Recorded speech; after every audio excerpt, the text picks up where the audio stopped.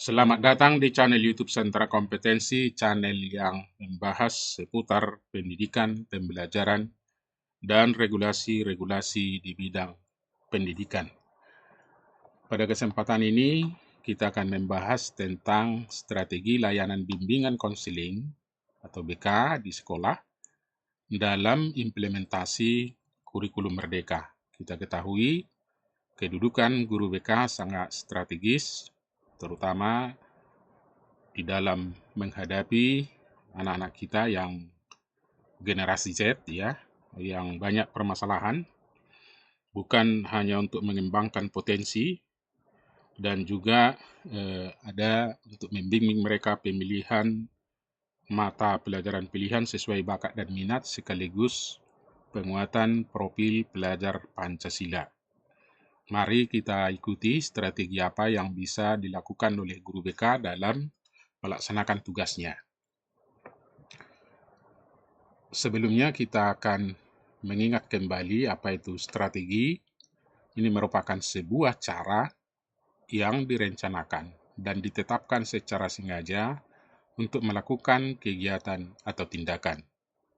Berarti strategi pelayanan BK menggunakan pendekatan yang melibatkan keluarga sejak proses awal penerimaan peserta didik baru dan juga melibatkan masyarakat sebagai mitra untuk upaya pencegahan dan mengembangkan potensi peserta didik secara optimal. Jadi ini poinnya untuk mengembangkan potensi peserta didik secara optimal. Kemudian ada pergeseran paradigma layanan BK saat ini yang semula kita memahami bahwa pendekatan yang sebelumnya lebih banyak mengarah kepada pendekatan krisis. Sekarang bergeser kepada pendekatan perkembangan yang sangat mengedepankan upaya pencegahan dan pemberian pelayanan untuk semua peserta didik. Menjadi pertimbangan dalam menentukan strategi apa yang akan digunakan dengan melihat jenis masalah yang dihadapi peserta didik, jumlah peserta didik di satuan pendidikan, dan juga bagaimana cara berkomunikasi yang tepat untuk mereka. Oleh karena itu,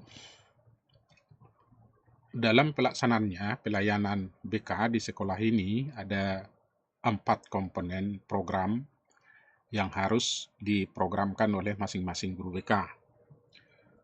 4 komponen program BK tersebut, pertama adalah pelayanan dasar, yang kedua perencanaan individual, yang ketiga pelayanan responsif, dan yang keempat adalah dukungan sistem. Ini sebenarnya sudah ada sebelumnya, terutama di dalam Permendikbud nomor 111 tahun 2014 yang sampai saat ini belum dicabut, masih digunakan. Mari kita uji atau kita segarkan kembali bagaimana strategi pelayanan dasar tersebut sampai dukungan sistem. Nah, menyangkut pelayanan dasar, kalau kita ingat kembali pengertiannya, ini proses pemberian bantuan kepada seluruh peserta didik melalui kegiatan yang dapat dilakukan secara klasikal atau kelompok dan disajikan secara sistematis dalam rangka mengembangkan perilaku jangka panjang sesuai dengan tahap dan tugas-tugas perkembangan peserta didik. Oleh karena itu ada 4 strategi yang dilakukan oleh guru BK.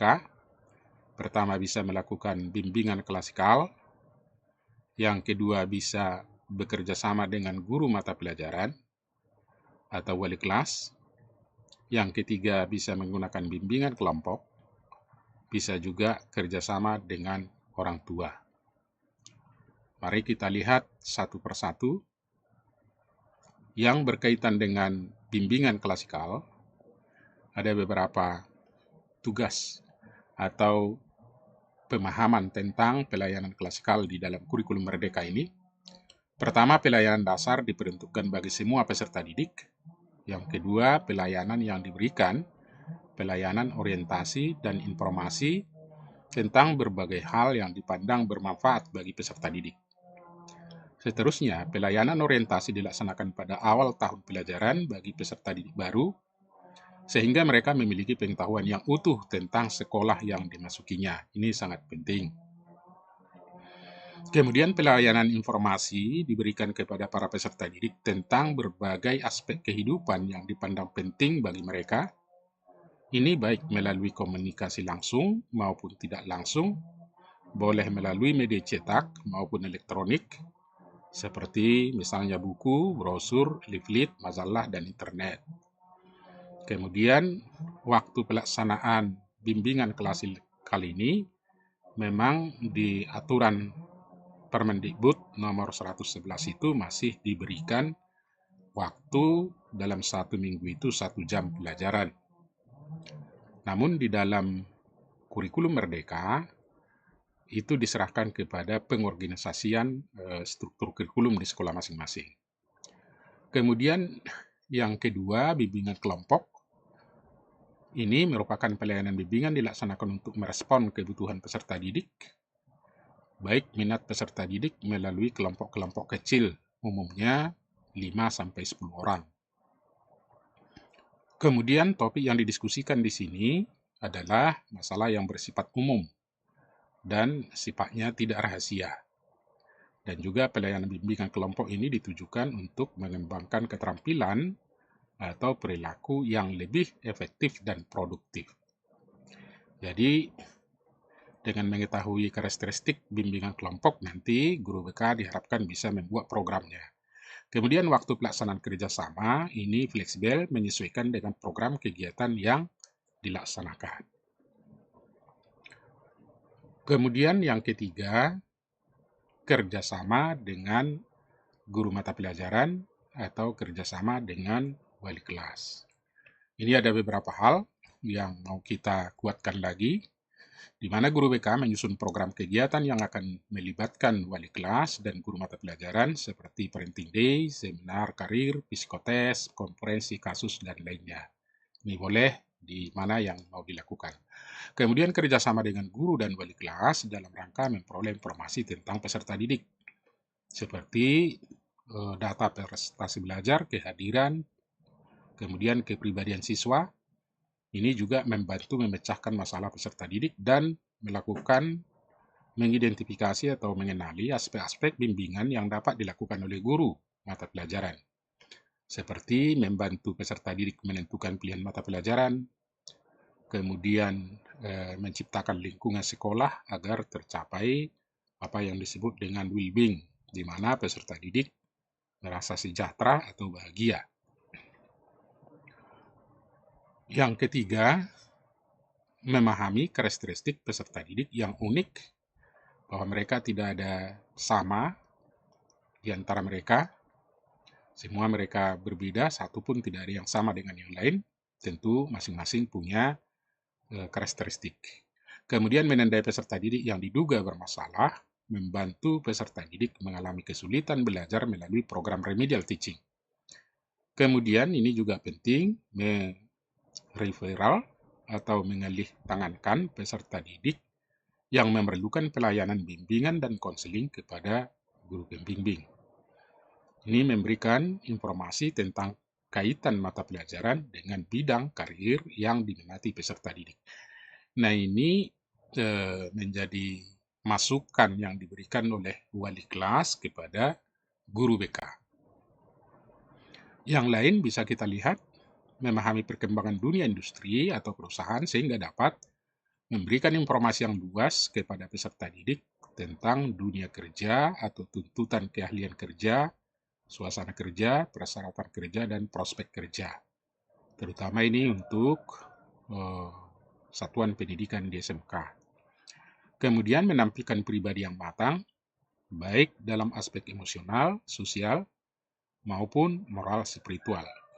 Ini penting karena guru merupakan figur sentral bagi peserta didiknya. Ini juga waktu pelaksanaan kerjasama ini disesuaikan dengan kegiatan yang akan dilaksanakan. Nah, ini diharapkan guru kelas itu memberikan maupun guru mata pelajaran memberikan masukan kepada guru BK. Kemudian Yang keempat, kerjasama dengan orang tua. Kerjasama dengan orang tua ini dapat kita lihat digunakan untuk meningkatkan kualitas apa yang disebut peluncuran program bimbingan guru BK. Ini perlu sekali melakukan kerjasama dengan orang tua peserta didik. Dengan cara apa? Misalnya kepala sekolah atau komite sekolah mengundang para orang tua untuk datang ke sekolah dalam pelaksanaan.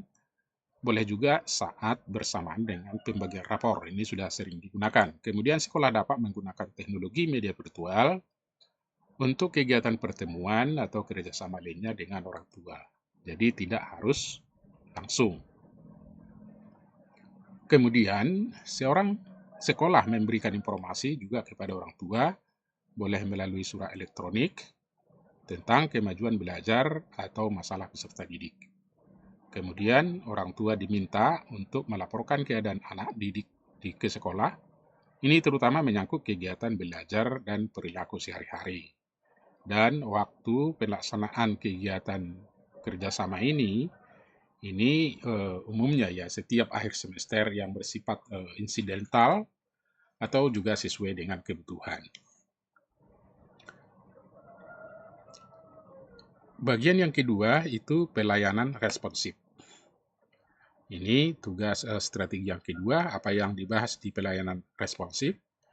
Tujuannya adalah membantu peserta didik agar dapat memenuhi kebutuhannya dan memecahkan masalah yang dialaminya atau membantu peserta didik yang mengalami hambatan, kegagalan, dan mencapai tugas-tugas perkembangannya. Maka guru BK boleh menggunakan 4 strategi, boleh menggunakan strategi konsultasi, boleh menggunakan konseling individual atau konseling kelompok, bisa juga referral atau rujukan atau ahli tangan, bisa juga bimbingan teman sebaya atau peer guidance atau peer facilitation. Nah ini mari kita lihat satu persatu. Konsultasi ini bisa dilakukan di mana konselor memberikan pelayanan konsultasi kepada guru, orang tua, atau pihak pimpinan sekolah dalam rangka membangun kesamaan persepsi dalam memberikan bimbingan kepada peserta didik. Jadi ini penting karena selama ini masukan-masukan itu tidak terbuka ya, tidak ada, hanya di sekitar guru bimbingan konseling. Kemudian pelayanan individual ini dapat dijadikan sebagai media untuk membangun raport dengan peserta didik dan orang tua agar terbangun rasa percaya pada diri peserta didik dan orang tua terhadap pelayanan bimbingan dan konseling di sekolah, sehingga persepsi orang tua kepada guru BK itu semakin baik. Ini juga waktu pelaksanaannya, ini hendaknya dilakukan setiap awal semester dan diinisiasi oleh guru BK. Sifatnya sesuai dengan kebutuhan. Kemudian referral, ini rujukan atau ahli tangan. Ini dilakukan apabila konselor merasa kurang memiliki kemampuan untuk menangani masalah konseli atau peserta didik, maka sebaiknya dilakukan referral atau mengalihtangankan konseli kepada pihak lain yang berwenang, seperti boleh dialihkan ke psikolog, psikiater, dokter, juga kepada kepolisian. Ini kalau sudah parah ya. Kemudian konseli yang sebaiknya direferal adalah mereka yang memiliki masalah seperti depresi, tindak kejahatan atau kriminalitas, kecanduan narkoba, dan penyakit kronis. Ini juga bersifat insidental, itu yang disebut dengan ahli tangan. Kemudian yang ketiga, konseling individual atau kelompok. Ini bisa dilakukan, pelayanan konseling ini ditujukan untuk membantu peserta didik yang mengalami kesulitan, mengalami hambatan dalam mencapai tugas-tugas perkembangannya. Melalui konseling, peserta didik dibantu untuk mengidentifikasi, mengenali masalahnya, penyebab masalahnya, menemukan alternatif pemecahan masalah, dan pengambilan keputusan secara tepat. Jadi hampir sama dengan coaching ya. Kemudian konseling ini dapat dilakukan secara individual maupun kelompok. Konseling kelompok dilaksanakan untuk membantu peserta didik memecahkan masalah melalui kelompok. Kemudian dalam konseling kelompok ini masing-masing peserta didik menemukan masalah yang dialaminya, kemudian satu sama lain boleh memberikan masukan atau pendapat untuk memecahkan masalah. Jadi di sini penyelesaian berbagi ya. Kemudian waktu pelaksanaannya juga insidental, yang penting ada ruang untuk melaksanakan, jadi direncanakan. Kemudian yang keempat, bimbingan teman sebaya. Ini bisa juga dilakukan. Bimbingan teman sebaya ini adalah bimbingan yang dilakukan oleh peserta didik terhadap peserta didik lainnya. Peserta didik yang menjadi pembimbing ini memiliki keinginan dan kepedulian terhadap teman lainnya. Tentu harus dilakukan dulu pembinaan. Peserta didik yang menjadi pembimbing sebelumnya diberikan latihan atau pembinaan oleh konselor. Kemudian peserta didik yang menjadi pembimbing berfungsi sebagai mentor atau tutor yang membantu peserta didik lain dalam memecahkan masalah yang dihadapinya. Ini juga boleh bersifat akademik maupun non-akademik. Kemudian peserta didik menjadi pembimbing berfungsi sebagai mediator atau membantu konselor dengan cara memberikan informasi tentang kondisi, perkembangan, atau masalah peserta didik yang perlu mendapat pelayanan bantuan bimbingan konseling. Ini juga waktunya kalau bisa terjadwal 1 bulan dalam 1 kali bertemu kelompok yang terbentuk ini. Kemudian pelayanan perencanaan individual ini strategi yang ketiga.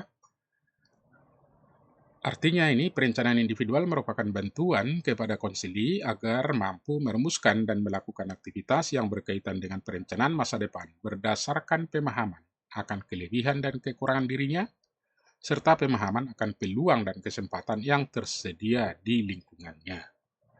Jadi, guru BK bisa melakukan dengan 2 strategi. Pertama, penilaian individual atau kelompok. Bisa juga melakukan penilaian individual or small group. Kemudian, apa maksudnya strategi yang ketiga ini? Pertama, penilaian individual atau kelompok ini dilakukan di mana guru BK bersama peserta didik melakukan analisis dan menilai kemampuan, minat, keterampilan, dan prestasi belajar peserta didik. Kemudian guru BK membantu peserta didik menganalisis kekuatan dan kelemahan dirinya, yaitu yang menyangkut pencapaian tugas-tugas perkembangannya atau aspek-aspek pribadi, sosial, belajar, dan karir. Nah, ini sangat penting. Kemudian melalui kegiatan penilaian diri ini, peserta didik akan memiliki pemahaman, penerimaan, dan pengarahan dirinya secara positif dan konstruktif. Kemudian waktu pelaksanaannya ini setiap awal dan di akhir semester. Kemudian yang kedua, individual atau small group advisement.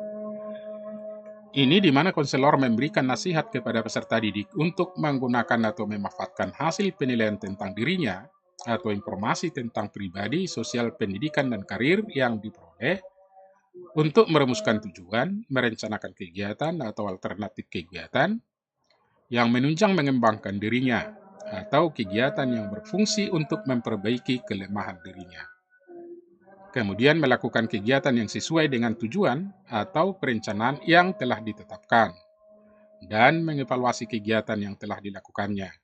Ini juga waktu yang dilakukan ini setiap akhir dan akhir semester. Kemudian dukungan sistem, ini yang keempat. Dukungan sistem adalah kegiatan-kegiatan manajemen yang bertujuan untuk memantapkan, memelihara, serta meningkatkan program bimbingan. Ini guru BK bisa melakukan 4 strategi. Yang pertama, pengembangan profesional. Yang kedua, pemberian konsultasi dan bekerja sama. Yang ketiga, manajemen program. Dan yang keempat, organisasi dan personalia. Mari kita lihat satu persatu.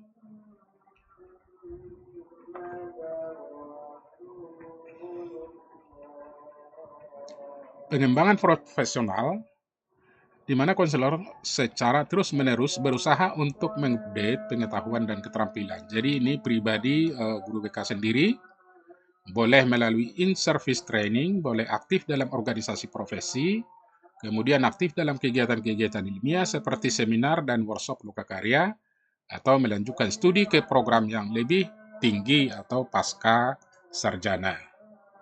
Ini boleh dilakukan secara pribadi.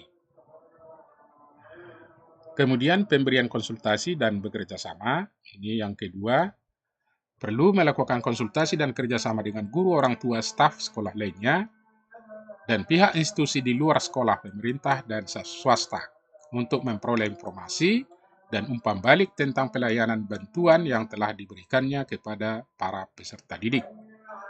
Menciptakan lingkungan sekolah yang kondusif bagi perkembangan peserta didik, melakukan referral, serta meningkatkan kualitas program bimbingan dan konseling.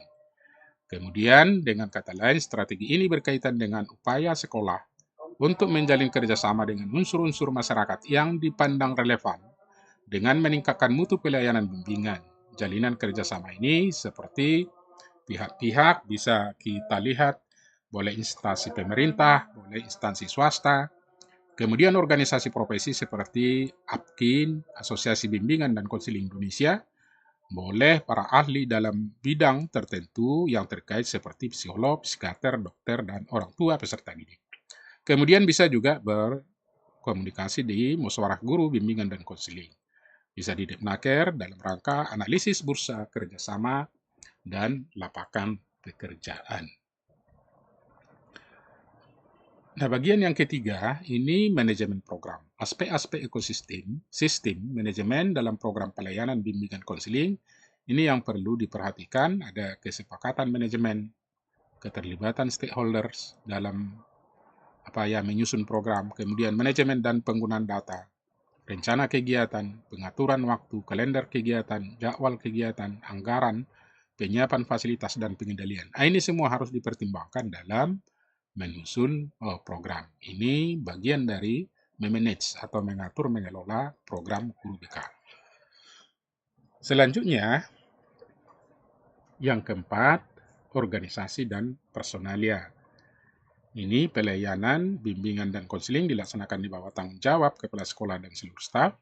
Jadi tidak diharapkan lagi guru BK itu berdiri sendiri, tetapi harus bekerja sama, terutama unsur pimpinan. Kemudian, koordinator bimbingan dan konseling bertanggung jawab dalam menyelenggarakan bimbingan dan konseling secara personal. Kemudian, personal lain yang mencakup wakil kepala sekolah, guru pembimbing atau konselor, guru bidang studi, dan wali kelas memiliki peran dan tugas masing-masing dalam menyelenggarakan pelayanan bimbingan konseling. Seterusnya, peningkatan kapasitas wali kelas juga perlu dalam memahami peserta didik, terutama pembelajaran berdiferensiasi. Ini sosialisasi program BK kepada pimpinan, guru, dan orang tua maupun komite perlu disosialisasikan sehingga dapat memberikan dukungan yang baik, support kepada guru BK. Demikian Bapak dan Ibu, informasi ini terutama kepada Bapak dan Ibu guru BK yang posisinya sangat strategis dalam rangka melakukan pembinaan, menggali potensi peserta didik kita, mengarahkan, dan juga bagaimana menanamkan nilai-nilai yang terutama yang sesuai dengan profil pelajar Pancasila, yang di dalamnya sudah mencakup aspek-aspek spiritual. Nah, mudah-mudahan ada manfaatnya dan silahkan di-subscribe untuk melihat kelanjutan. Ini terdiri dari 3 seri khusus membahas BK. Untuk pertemuan selanjutnya akan kita bahas tentang program guru BK.